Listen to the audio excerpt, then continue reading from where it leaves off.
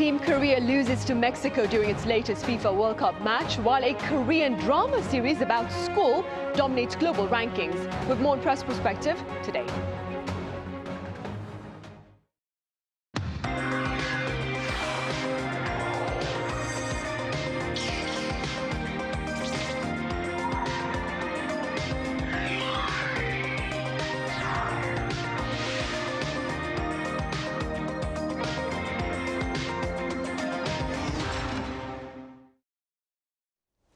Hello and welcome. You're watching Press Perspective for this Friday, June 19th here in Seoul. I'm Min Sun-hee.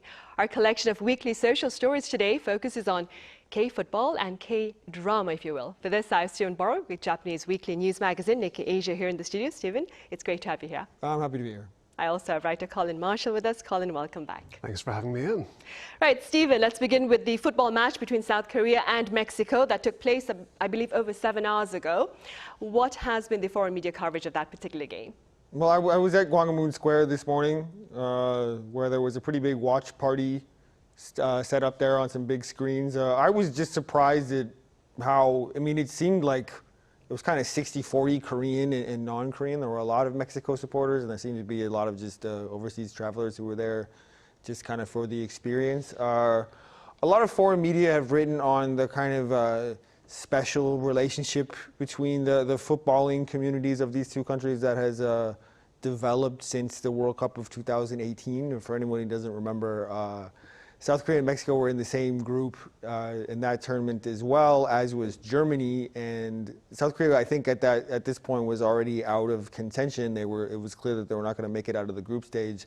And for Mexico to advance to the knockout stage, South Korea had to achieve a very improbable victory over a very strong, customarily very strong German team. And they did, and they won. And that led to all of these really quite vigorous celebrations in Mexican cities, and there were videos of people, Koreans getting picked up and carried around, and the Mexicans were singing this kind of chant saying like, Koreans, like, you're our brothers now.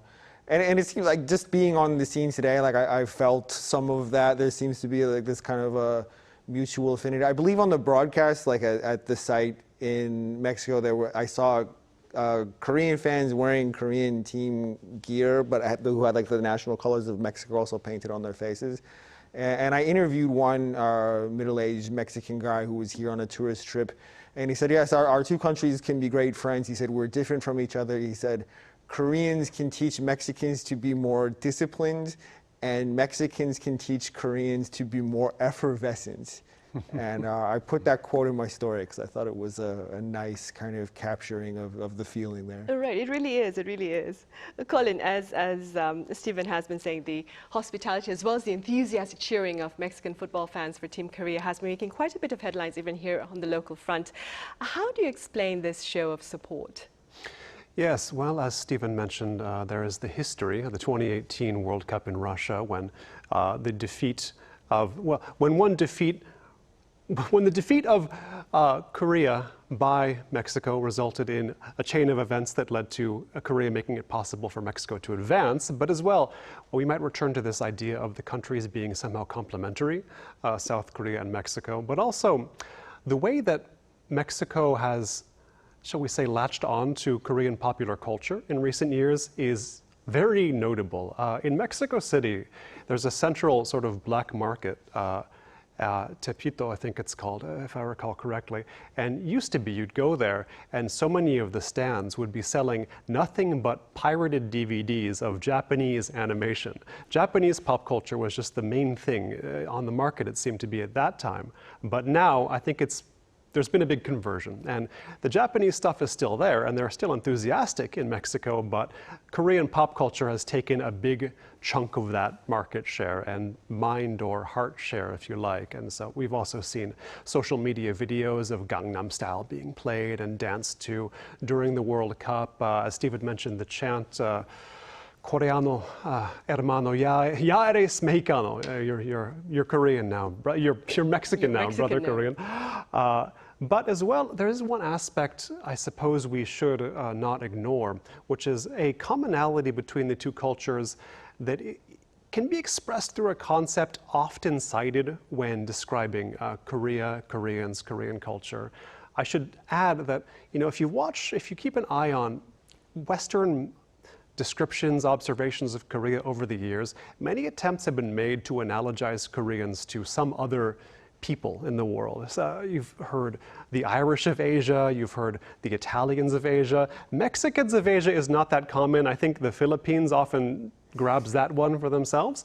But this concept of hung is something that comes to mind. There are these emotions supposedly Korean in nature, han, jong, and hung. And the viewers can look these up for themselves. But hung, which I'd like to focus on, has to do with collective joy and a propensity to engage in explosions of collective joy when the occasion calls for it, whenever you get enough Koreans together. Well, I think that's not unique to Korea in the sense that Mexicans also display plenty of hung, and this World Cup has been an occasion for hung, although perhaps it's been complicated by the two countries, as you say, coming up against each other.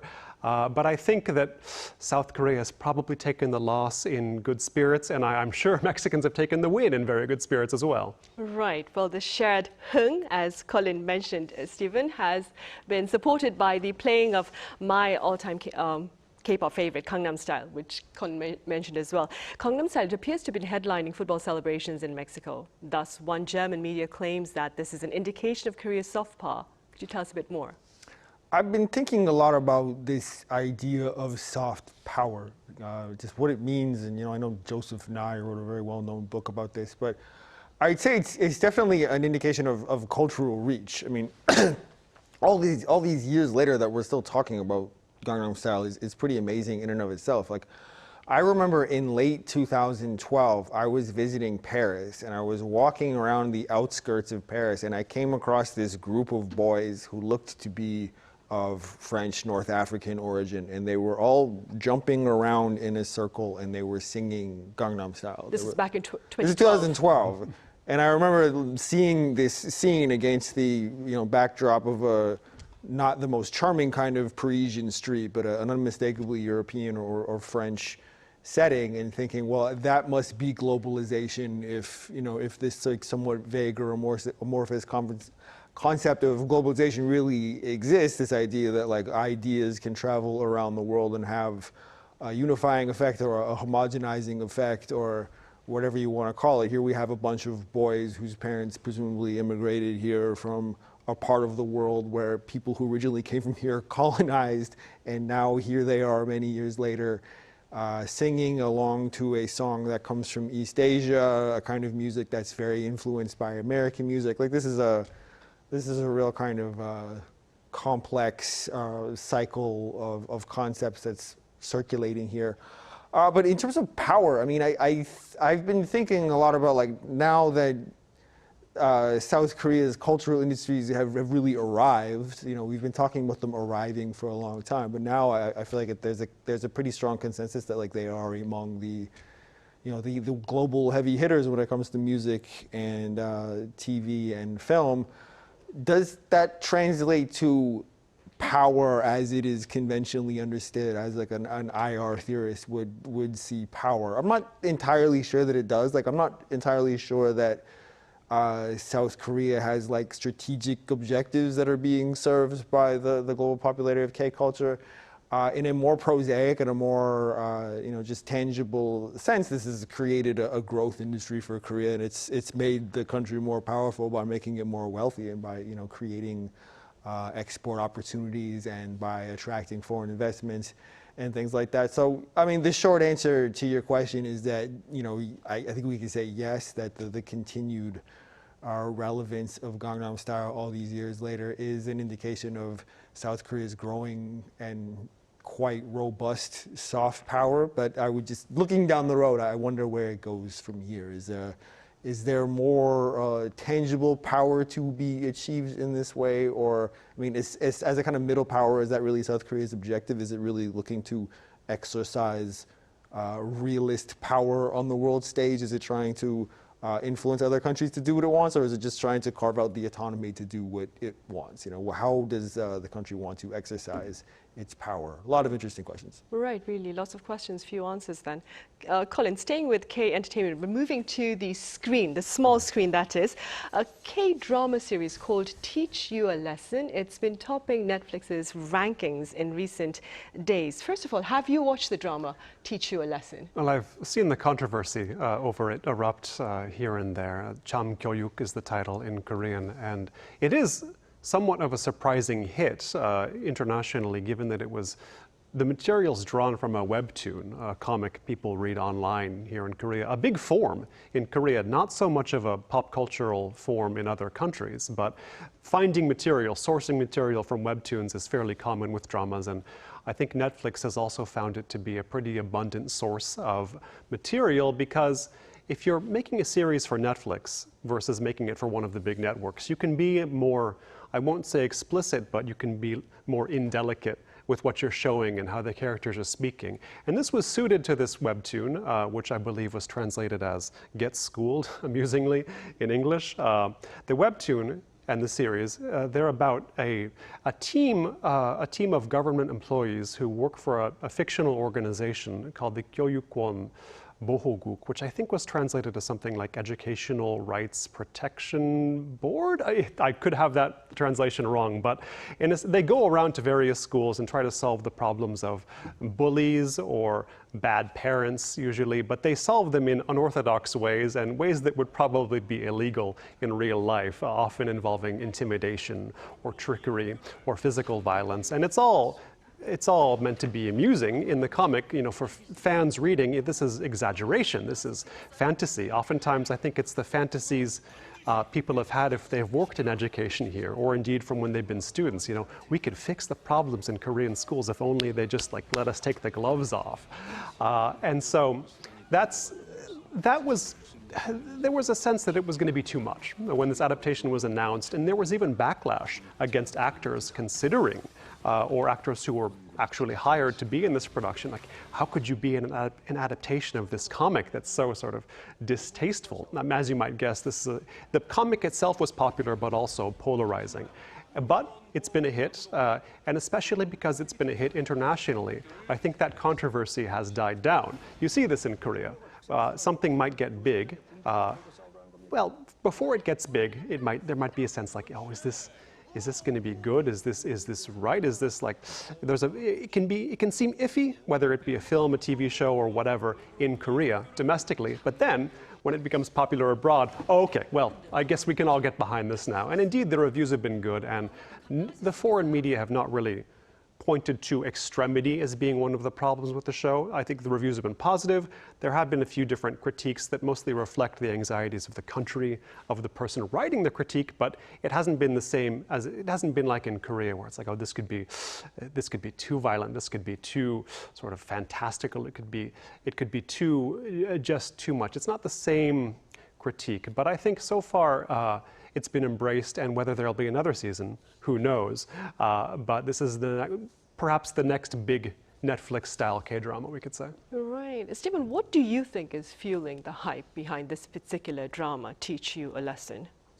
The first thing I always say is I would want to remind viewers that Korea and Korean schools are not particularly violent places. This is a country with very low levels of violent crime, and I think this is not to say that there is no violence here. Violence does exist here as it does in all societies, but this is not a society where people are randomly assaulting each other with any kind of frequency that exceeds the global average. So I worry when I see something like this that it might make people think that, like, oh, South Korea has this culture of super strict education, and the kids are under so much pressure that they're lashing out at each other, and due to this East Asian countries, just customary disregard for human rights, they're beating up the kids. Like, no, like none of that is happening. I spend quite a lot of time around Korean parents of young kids, and I can assure you that they would not be okay with the staff in their children's school physically harming them as a form of discipline. I mean, I think probably I'm not surprised that this seems to me like the kind of work of Korean pop culture that is kind of designed to garner a larger overseas audience than a domestic audience by kind of playing on kind of unfounded expectations that outsiders might have of a high-achieving, education-focused East Asian country. I mean, so there's a few things going on in this series that do seem interesting, but it seems to me like makers of scripted shows always have to create a plot line that in some way leads to conflict. I mean, this is like the oldest storytelling trope in the book, and so people who write these kinds of shows are always coming up with scenarios that they can put characters in that lead to confrontation, that lead to friction, and this is a pretty fresh one. I mean, this is one that's, it seems to me like the animating idea of this is that you have a kind of critical mass of children who are beyond being reasoned with, and that you can only bring them under control if you use violence. The last thing I want to say about this is, like, let's just flag that this is not a reflection of reality. This is fictional storytelling, and I know that guys like Colin and I who write for foreign media outlets about Korea, like, we want to, I've done a lot of stories about Korea where I say, here, this is this work of fictional storytelling, and this is how it reflects the real, like, the reality of the society, and like this is why it's engaging audiences, because it contains this like element of truth. I'm not sure there's a ton of contemporary truth to this one, but if it's entertaining, then the showrunners have done their job. Colin, I'd like to circle back to something you mentioned earlier about the popularity, the global popularity that is of this particular drama. Do you suppose that particular popularity is based on the reality that a bit of the stories shared within this drama is perhaps a universal case? I think you could say that, or you could also say that in many countries that you have viewers of this show outside of Korea, the schools or the students are much worse than in Korea.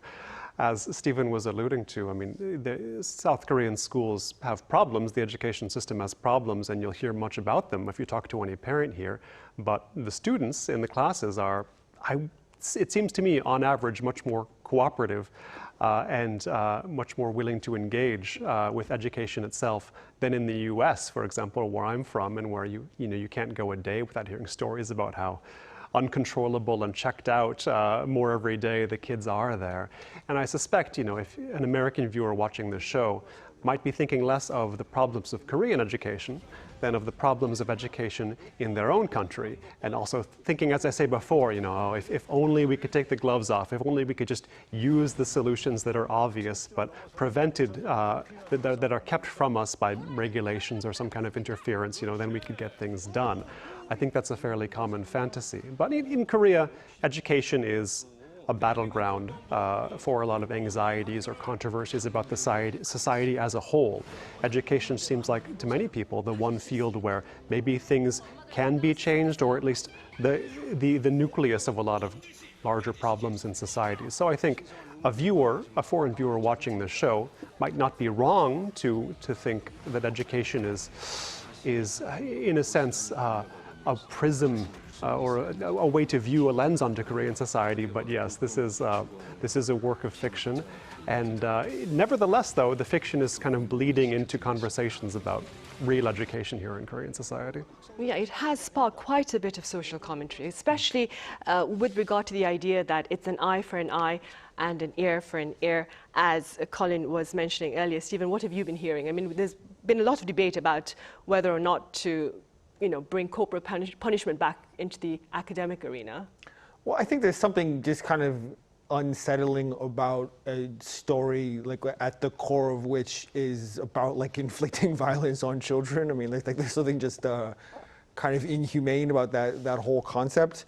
But what our conversation has been kind of circling around is this idea that a judicious use of violence against a child is a sort of means to an end, and it's this is for your own good. That's something that folks of Colin and my generation growing up in the English-speaking world would have heard, the idea that like you as a child are not mature enough to understand the harms of your own behavior, and so we're going to use this direct sensory appeal to you so that you do not need to understand it on an intellectual level. You can understand it on a physical level. You can just basic evolutionarily pain response. You know, don't do that thing that's going to lead to you being hurt.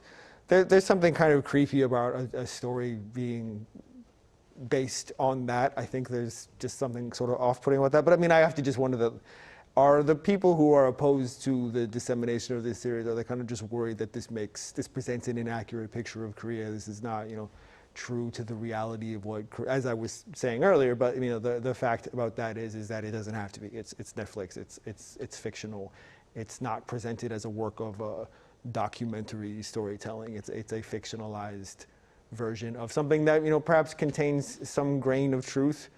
But, you know, I know Korea has come a long way. I don't know exactly how long ago it was that some amount of physical punishment was allowed in school, but I've been to my own child's school, and I'm pretty confident that it's a safe and supportive learning environment. So we've come a long way.